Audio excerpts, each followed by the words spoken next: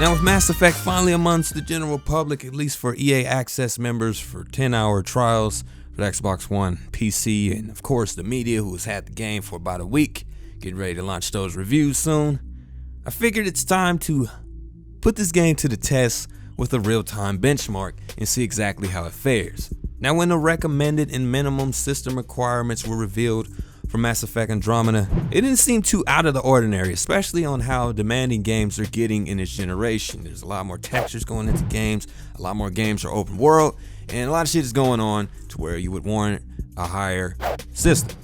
Most of the time, it really doesn't require what's going on in the recommendation, and that's pretty damn good, such as Gears of War 4, which was pretty damn well optimized and really surprised me when it launched. Now what they were asking for recommended was an i7-4790 or an FX 8350 CPU and GPU, a GTX 1063GB or GTX 974GB or 3.5GB if we get all technical and shit with it, and an RX 480 4GB and 16GB of RAM. So what I'll be testing on is my rig, which is an i7-4790K clocked at 4.4 GHz and a GPU of a GTX 980 Ti, 6GB VRAM.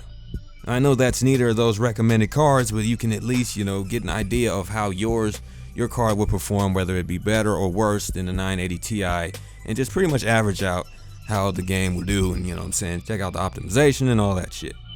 You know what I'm saying. And of course, benefit 980 Ti users who have the same combination that I do.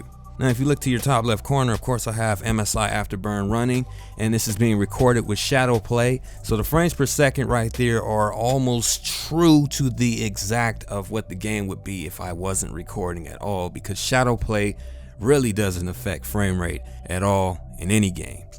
Now for this test I ran everything as max as I can get it at 1080p, and I call it the fuck it settings, where I test the absolute max no matter what card I'm using and just see exactly what it will put out in frame rate and how it will utilize my CPU cores.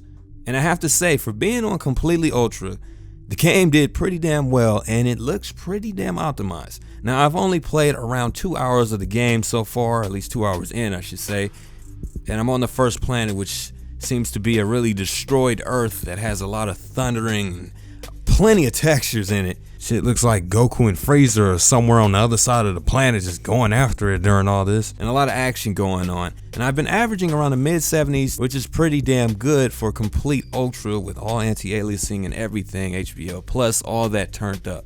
Now as far as the lows that I have hit, around 40-ish frames and whatnot, and that really only happened when I was doing really standard, one-on-one conversations with other characters in the game, which was pretty damn weird. The action really didn't have any frame hit at all, but when I had this one conversation in the space shuttle, the shit would not leave 40 to 50 frames until the conversation was done. I don't know if that was just one rare occurrence or if maybe one-on-one conversations are highly textured in this game.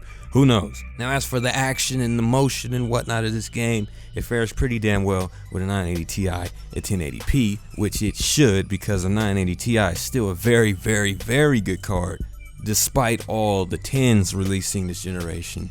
I went ahead, even though I have a 1080p monitor, and said, you know what, fuck it. Let's try 1440p DSR, which of course is a scaling feature that all GPUs of the current generation have. So let me make it clear, this is not true 1440p.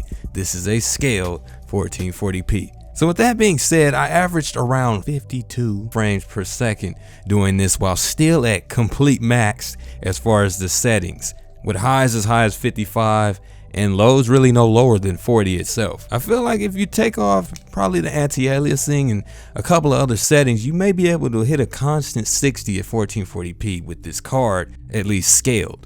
So to wrap things up, I think Mass Effect Andromeda is a pretty well optimized game. I haven't ran into any game breaking issues, no bugs, no glitches, and no crashes or anything like that. But then again, I've only been playing about 2.5 hours into the story.